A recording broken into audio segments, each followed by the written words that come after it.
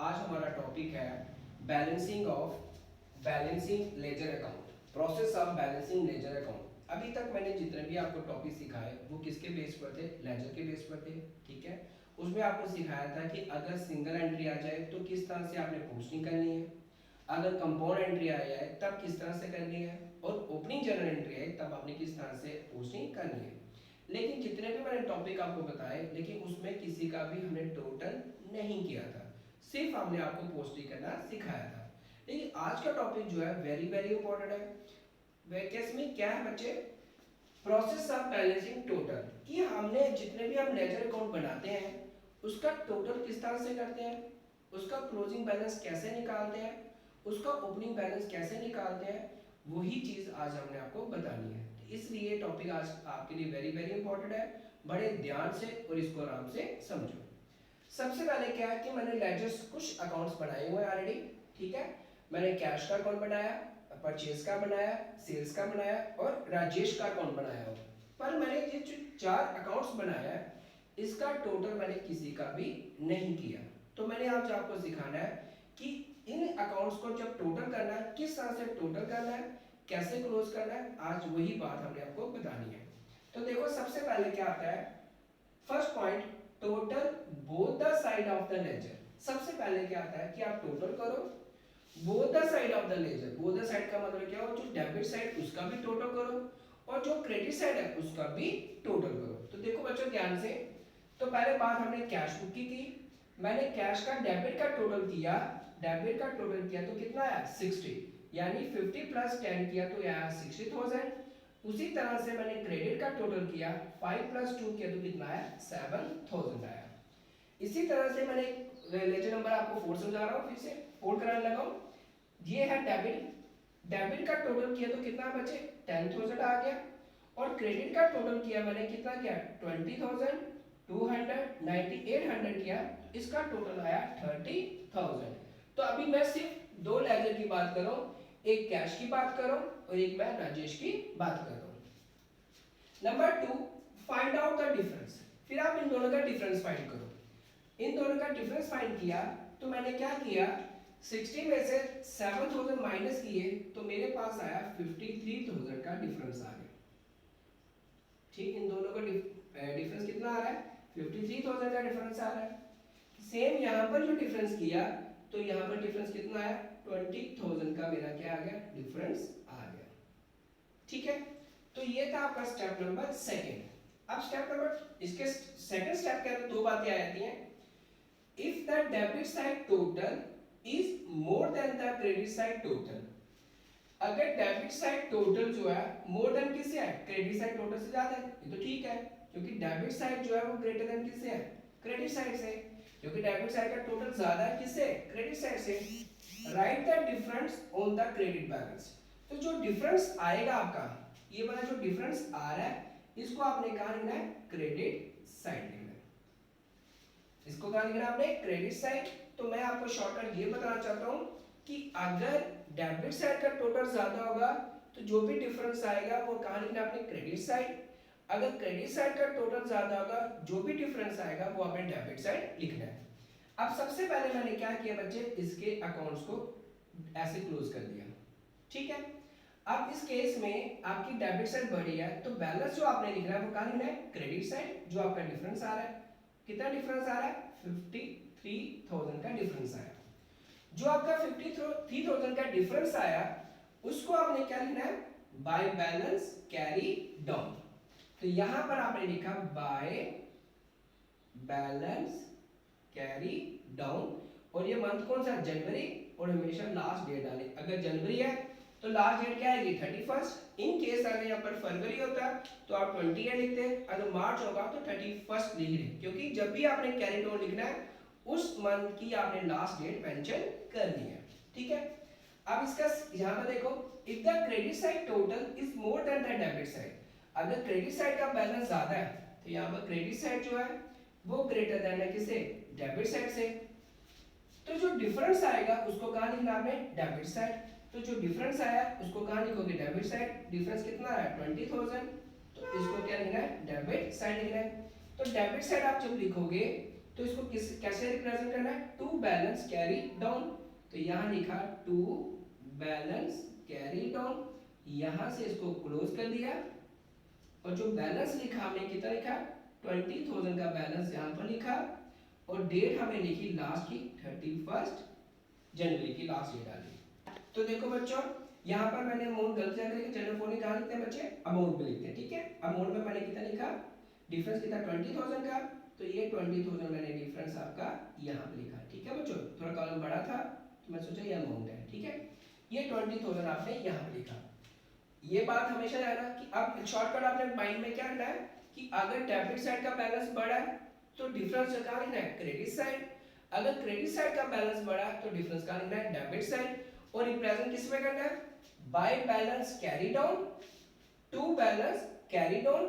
तो जो carry down लिखोगे it is the closing balance of cash account, यहां पर लिखा to balance carry down it is the closing balance of Rajesh account. ये हमारा क्लोजिंग बैलेंस है उस मंथ का, कौन से मंथ का, जनवरी मंथ का हमारा ये क्लोजिंग बैलेंस आ गया। अब देखो बच्चों ध्यान से, make the total of the debit side equal to the credit side. जो हमारा टोटल होता है यहाँ पर वो टोटल दोनों आपस में क्या होना चाहिए, इक्वल होने चाहिए। यहाँ पे जो टोटल लिखेंगे नीचे वो क्या होने चाहिए, इक्वल होने चाहिए। नंबर 2 यहाँ देखो, draw a double line after both the total. हमने नीचे कौन सी लाइन लगानी है, डबल लाइन। अगर मैं डबल लाइन नहीं लगाऊंगा इसका मतलब क्या हुआ, अकाउंट क्लोज नहीं है। अकाउंट को क्लोज करने के लिए मुझे क्या करना पड़ेगा, डबल लाइन लगानी पड़ेगी, ये डबल लाइन लगानी पड़ेगी। मगर यहाँ पर स्टेप था कि दोनों का टोटल इक्वल होना चाहिए। इस केस में कैसे करेंगे बच्चे, जो साइड बड़ी होगी हमने दोनों साइड उसी का अमाउंट लिखना है। अब इस केस में डेबिट बढ़ा या क्रेडिट, इस केस में डेबिट बढ़ा तो उसी का अमाउंट दोनों साइड लिखना है। ये आ गया 60,000 तो ये आ गया 60,000, हो गया इक्वल। इस केस में कौन सी साइड बढ़ी है, क्रेडिट साइड बढ़ी है, तो ये आ गया बच्चे 60,000। अब यहाँ पर कौन सा बढ़ी है, क्रेडिट साइड बढ़ी है, तो ये आ गया 30,000, तो ये आ गया बच्चे 30,000। कहने का मतलब क्या हुआ कि जिस साइड का बैलेंस बड़ा होगा आपने दोनों तरफ वही बैलेंस लिखना है तभी वो इक्वल होगा। अगर डेबिट साइड का बैलेंस बढ़ा तो क्रेडिट साइड टोटल में भी वही अमाउंट लिखना है, अगर क्रेडिट साइड का बैलेंस बढ़ा होगा तो डेबिट साइड भी वही लिखना है। तो ये था हमारा make the total of the debit side equal to the total of the credit side, draw a double line after both the total. जैसे टोटल करने के बाद हमें उसको कहना है डबल लाइन क्लोज कर देंगे। अब हमारा जो बात आती है कि जनवरी का मंथ हमारा क्लोज हुआ, अब नेक्स्ट मंथ कौन सा आ गया हमारा, फरवरी का आ गया। अब जब नेक्स्ट मंथ हम स्टार्ट करेंगे तो कैसे लिखेंगे बच्चों, देखो ध्यान से, इसका जो कैरी डाउन आया वो कौन सी साइड आया, क्रेडिट साइड आया। ध्यान, इसका कैरी डाउन कहाँ आया, क्रेडिट साइड आया। जब इसका ओपनिंग करेंगे फिर उसका कहाँ लिखेंगे हम, डेबिट साइड। तो देखो कैसे लिखेंगे, जनवरी हमारा क्लोज हुआ, यहाँ लिखना आपने फर्स्ट फेब, तो यहाँ लिखोगे टू बैलेंस ब्रॉट डाउन, तो मेरा अमाउंट कितना है 53,000। कहने का मतलब क्या हुआ, अगर आपका क्लोजिंग बैलेंस क्रेडिट साइड होगा तो ओपनिंग स्टार्ट कहां से होगा, डेबिट साइड से होगा, पर जो डेबिट साइड बैलेंस लिखना है डबल लाइन से नीचे लिखना है।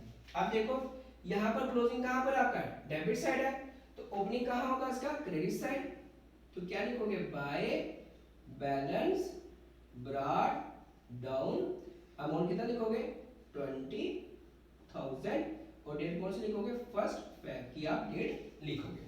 ठीक है बच्चे, ये बात हमेशा याद, जो क्रेडिट क्लोजिंग होगा तो ओपनिंग कहां होगा, डेबिट साइड, और डेबिट ओपनिंग होगा तो ओपनिंग का, डेबिट क्लोजिंग होगा तो ओपनिंग का लिखोगे क्रेडिट साइड लिखोगे। ये आ गया आपके कैश अकाउंट का टोटल, और ये आ गया आपका लास्ट वन राजेश का अकाउंट और जो बनाया जो हमने। तो यहाँ पर लिखा मैंने इफ डेबिट बैलेंस, अगर आपका डेबिट बैलेंस आएगा यहाँ पर तो उसको क्या लिखना है, टू बैलेंस ब्रॉट डाउन। अगर क्रेडिट बैलेंस आएगा तो आपने क्या लिखना है, बाय बैलेंस ब्रॉट डाउन। ये कब लिखना है, बीइंग फॉरवर्ड। बीइंग फॉरवर्ड का मतलब हुआ जब ये एंट्री आप नेक्स्ट मंथ आप शो करोगे इसको। अब क्या हुआ बच्चे, कई बार इस दोनों लेक्चर में क्या हुआ, जो दोनों लेक्चर आपने किए इसमें डेबिट साइड भी अमाउंट था और क्रेडिट साइड भी अमाउंट था। इसमें क्रेडिट साइड भी अमाउंट था पर डेबिट साइड भी अमाउंट है।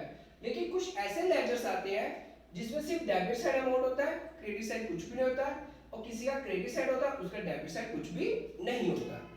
इस केस को, इस अकाउंट को कैसे क्लोज किया जाता है, देखो ध्यान से। आपने टोटल किया, कितना टोटल आ गया यहाँ पर, क्योंकि यहाँ पर सिर्फ डेबिट साइड टोटल है, ये आ गया 703 कितना है 10,000। यही 10,000 आपने फिर यहाँ पर लिखना है और यही 10,000 फिर आपने ऊपर लिखना है, क्योंकि क्रेडिट साइड कोई भी आपकी एंट्री नहीं है। जो आपका क्रेडिट साइड टोटल आया इसको लिखना आपने by balance carry down. Date कौन सी डालनी है, जैन की, जैन 31। अब आपका क्लोजिंग कहाँ आया, क्रेडिट साइड, तो ओपनिंग कहाँ आएगा, डेबिट साइड। तो ये आ गया आपका 10,000, तो इसको लिखा आपने to balance brought down first Feb. ठीक है बच्चों। अब इस केस में जो देखो बच्चों इसका अकाउंट कैसे क्लोज करेंगे, इसमें सिर्फ कहां पर एंट्री है, क्रेडिट साइड एंट्री है, डेबिट साइड कुछ भी नहीं दिया हुआ। अब इसका जो टोटल किया मैंने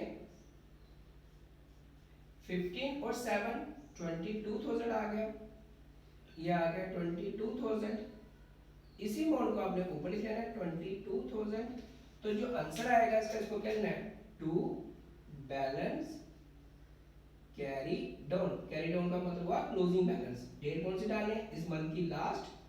अब आपका क्लोजिंग कहाँ आया, डेबिट साइड, तो ओपनिंग कहाँ आएगा, credit side. By balance brought down first Feb को लिखा, कितना वो लिखा 22,000। ठीक है बच्चे। तो ये बार दो अकाउंट थे, इसमें मैंने आपको बताया अगर डेबिट साइड एंट्री हो, क्रेडिट साइड कुछ भी नहीं हो, जो टोटल डेबिट साइड का आएगा वही टोटल आपने कहाँ शो करना है, उसको क्रेडिट साइड शो करना है।